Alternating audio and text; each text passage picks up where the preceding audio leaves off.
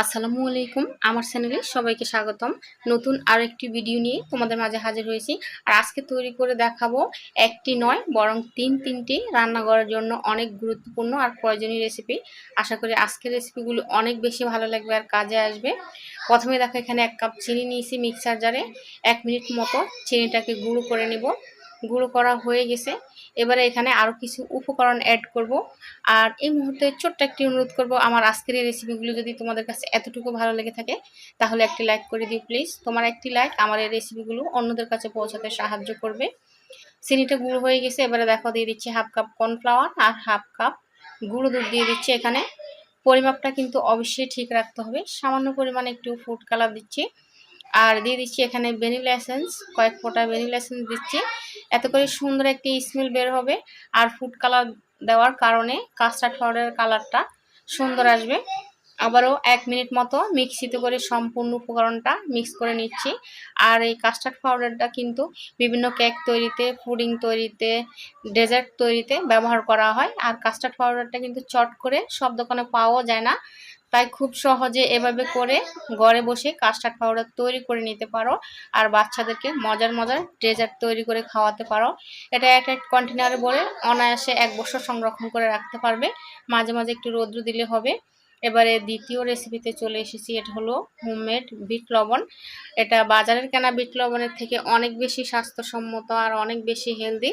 আর এই বিট লবণটা বিভিন্ন মুখরোচক খাবারে, সালাদ, শরবত এবং আমরা যেই স্ট্রিট ফুডগুলো খাই এগুলোতে ব্যবহার করা হয়। নর্মালি কচুরি, সিঙ্গারা এসব খাবারে এই বিট লবণটা ব্যবহার করা হয়। এতে করে খাবারের স্বাদটা কিন্তু দ্বিগুণ হয়ে যায়। তো মূল উপকরণে চলে এসেছি। প্রথমে দেখো এখানে ফ্রাইং প্যান বসিয়ে 1/2 কাপ আমি লবণ নিয়েছি।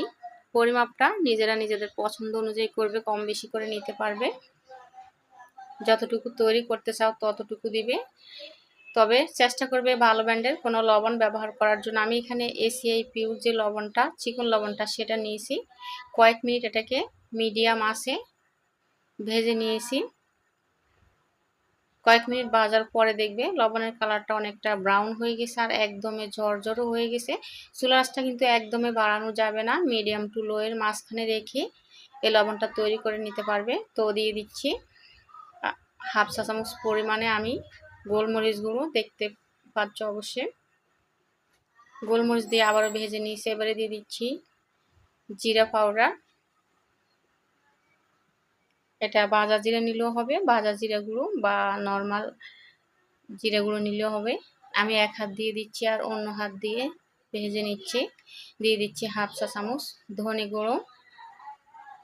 যেহেতু লবণটা অনেকটা হিট হয়ে গেছে সেজন্য কিন্তু এক হাত দিয়ে দিতে হবে, অন্য হাত দিয়ে নাড়তে হবে। নাড়া বন্ধ রাখলে কিন্তু উপকরণটা জ্বলে যাবে।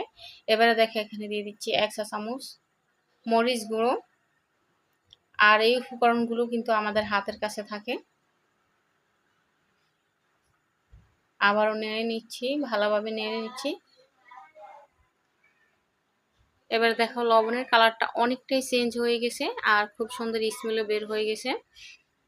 চুলার আঁচটা কিন্তু একেবারে বাড়ানো যাবে না, এই কাজটা করতে হবে একটু টাইম নিয়ে, ধৈর্য ধরে। আবারও কয়েক মিনিট ভেজে নিয়েছি। ভাজার পরে দেখো কালারটা একদম ব্রাউন হয়ে গেছে। ঠান্ডা করার জন্য আমি একটি বোতলে ঢেলে নিচ্ছি, একটি প্লেটে, সরি।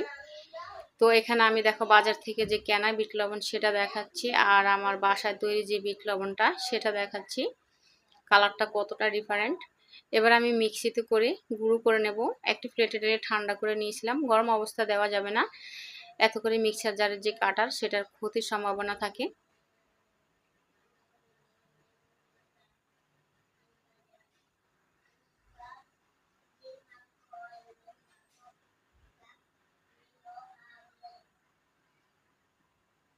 মিক্সিতে করে 2 মিনিট মতো গুঁড়ো করার পরে দেখো কালারটা আরেকটু চেঞ্জ হয়ে গেছে।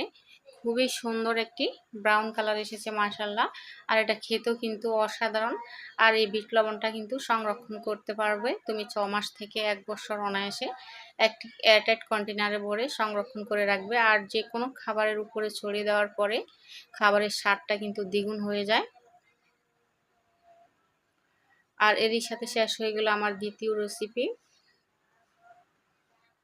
আর তুমি যদি এই বিট লবণটা বাজার থেকে কিনতে যাও তাহলে কিন্তু অনেক চড়া দামে কিনতে হয়। তো দেখো খুব অল্প উপকরণে অল্প দামে অনেকগুলো বিট লবণ আমরা পেয়ে গেছি।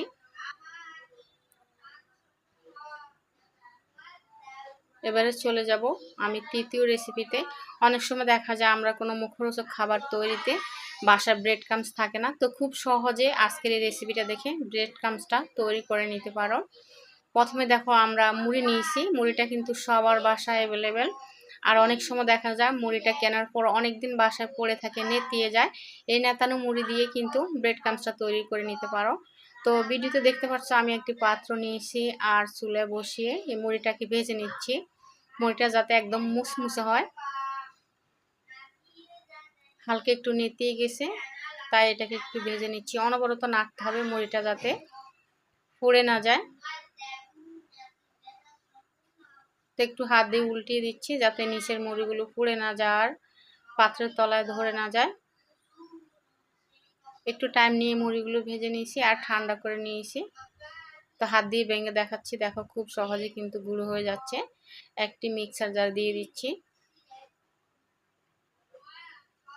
মিক্সার জারে করে মুড়িগুলো গুঁড়ো করে নিব। তো ফুড কালার একটু কালার থাকে সেজন্য সামান্য পরিমাণে একটু ফুড কালার দিয়ে দিচ্ছি। ব্রেড ক্রাম্বসটা একটু কালারিং থাকে সেজন্য একটু ফুড কালার দিয়ে দিচ্ছি। 2 মিনিট মতো গুঁড়ো করে নিয়েছি। তো একেবারে গুঁড়ো করা যাবে না, একটু হালকা দানাদার রাখতে হবে। আর এই ব্রেড ক্রাম্বসটাও কিন্তু কয়েক মাস ধরে একটি এয়ারটাইট কন্টেনার ভরে সংরক্ষণ করে নিতে পারো। তো দেখতে পাচ্ছ আমাদের হাতের কাছে থাকা উপকরণে গুরুত্বপূর্ণ কয়েকটি রেসিপি তৈরি করে দেখালাম। কেমন লাগলো আজকের রেসিপি? ভালো লাগলে একটি লাইক করে দিও। আর প্রতিদিন এরকম নতুন নতুন রেসিপি পেতে চ্যানেলটি সাবস্ক্রাইব করে পাশে থেকো। সবাই ভালো থেকো। আল্লাহ হাফেজ।